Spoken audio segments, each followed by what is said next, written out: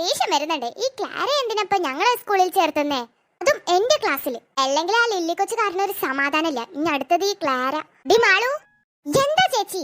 D D D നീ എന്തിനാ ദേഷ്യപ്പെടുന്നേ? അതൊന്നും പറയണ്ട ചേച്ചി, ഇന്ന് ക്ലാരയെ നമ്മളെ സ്കൂളിൽ ചേർത്തി. ഓ അതെനിക്കറിയാലോ. അപ്പൊ ചേച്ചിക്ക് ഇത് അറിയായിരുന്നല്ലേ? എന്നിട്ട് ചേച്ചി ഇത് എന്നോട് പറഞ്ഞില്ലല്ലോ. അത് ഞാൻ നിന്നോട് പറയാൻ വിട്ടു. അമ്മ സ്കൂളിൽ പോകുന്ന സമയത്താ പറഞ്ഞത്.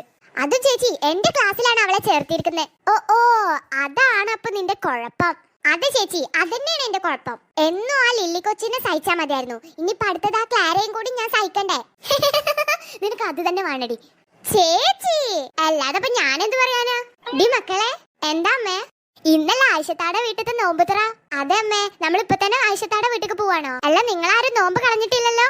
ഇല്ല അമ്മേ, ഞാനും ആന്റിയും കൂടി ഇപ്പൊ ആയിഷത്താടെ വീട്ടിലേക്ക് പോവാണ് കേട്ടോ. നിങ്ങൾ ക്ലാരയും സച്ചയും കൂട്ടിയിട്ട് വൈകിട്ട് ആയിഷത്താടെ വീട്ടിലേക്ക് വന്നാൽ മതി. അമ്മ ഞാൻ നിങ്ങളെ കൂടെ ഇപ്പൊ വരട്ടെ?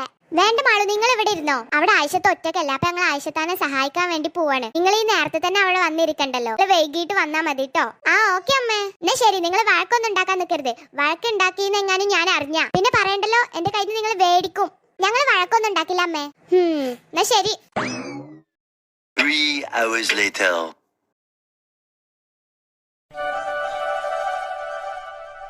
നിങ്ങളൊക്കെ എന്തിനാ ഇങ്ങനെ പണിയെടുക്കണേ? നിങ്ങളൊക്കെ അവിടെ പോയിരുന്നോളൂ, ഞാൻ ചെയ്തോളതൊക്കെ.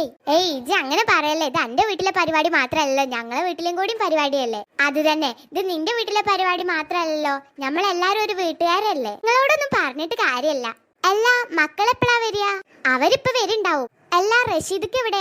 റഷീദക്ക് കടയിൽ പോയിക്കാണേ. ഞാൻ കുറച്ച് പൊറാട്ട മേടിക്കാൻ പറഞ്ഞിട്ടുണ്ടായിരുന്നു. അല്ല ഐഷ, ഇവിടെ ഉള്ള ഈ സാധനമൊക്കെ പോരെ, എന്തിനാ റഷീദക്കാൻ അങ്ങനെ ബുദ്ധിമുട്ടിപ്പിക്കണേ? ഇതൊന്നൊരു ബുദ്ധിമുട്ടില്ല. നമ്മളെല്ലാരും കൂടി ഒരുമിച്ച് കൂടി ഒരു നോമ്പ് തുറക്കെ വെക്കുമ്പോ ഇതൊക്കെ വേണം. അല്ല സൂസു, ഇജ്ജെന്തൊന്നും ഉണ്ടാതൊക്കണേ?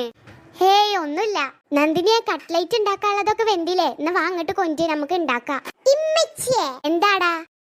തീരെ വെജ്ജ, ഞാൻ നോമ്പ് മുറിക്കട്ടെ.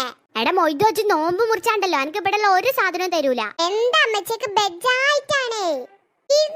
ബോറടിക്കാൻ തുടങ്ങി. മര്യാദക്ക് അവിടെ പോയിരുന്നോ? ഇപ്പൊ വരും മാളും സച്ചൊക്കെ. അപ്പൊ നിന്റെ ബോറടി മാറിക്കോളും. നീ നോമ്പ് മുറിച്ചാണ്ടല്ലോ.